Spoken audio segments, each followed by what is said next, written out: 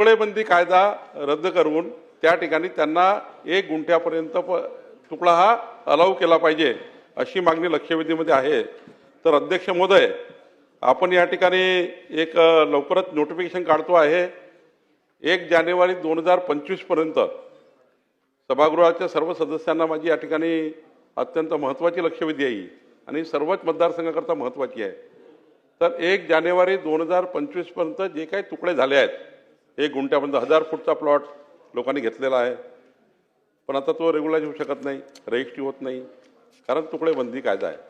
त्यामुळे आता नागरी भागामध्ये, नागरी क्षेत्रामध्ये 1 जानेवारी 2025 पर्यंत आपण या ठिकाणी या तुकडेबंदी कायदा शिथिल करून त्या ठिकाणी जेवढे काही आता ते झाले आहेत, पण हे करताना मात्र त्यांना त्या ठिकाणी जे लेआउटमध्ये रस्ते आहेत, त्या ठिकाणी काही जे त्या ठिकाणी UDCPR त्यांचे जे आहेत त्यांचाही विचार करून आपल्याला हे या ठिकाणी SOP तयार करावी लागेल। तुकडेबंदी कायदा तर आपण काढून टाकू अमोल खताळजी, पण याला एक SOP तयार करावी लागेल, जी SOP या ठिकाणी मी 15 दिवसामध्ये SOP तयार करतो आहे आणि त्याचे अधिकार क्षेत्र जे आहे मी या ठिकाणी आपले ACS महसूल, ACS UD 1 आणि जमाबंदी आयुक्त आणि IGR या चौघाची कमिटी करून केवळ तुकडेबंदी कायदा निरस्त केल्याने होणार नाही, पण या कमिटीने नेमका हा तुकडा जो झाला आहे त्या तुकड्याची रजिस्ट्री कशी होणार, त्या तुकड्याला कायदेशीर कसं करून घेणार, त्यांचे प्राधिकरण RL कसं देणार, सर्व करायला लागेल। नाही तर काय होईल, दलाल घुसतील आणि पुन्हा लोकांना लुटतील।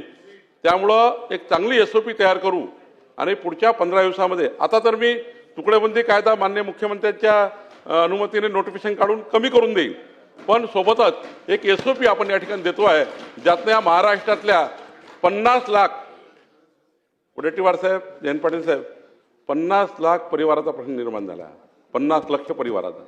त्यामुळे यामध्ये आपण जातोय समोर 1 जानेवारी 2025ला कट ऑफ डेट ठेवून, पण यानंतर मात्र UDCPR प्रमाणे जावं लागेल, नियोजन प्राधिकरणाच्या नियमानेच जावं लागेल। आता त्या ठिकाणी पुढच्या काळामध्ये हे असे अवैध बांधकामं, अवैध प्लॉटिंग हे नितीन राऊत साहेब रेग्युलराइज करता येणार नाही। पण 1 जानेवारी 25 पर्यंत जे आता तुमच्याही मतदारसंघात, सर्वच मतदारसंघात हे झालं आहे, त्यामुळं ही तुकडेबंदी कायदा या भागाकरता निरस्त करण्याचा विचार शासन करत आहे। जयंत पाटील साहेब।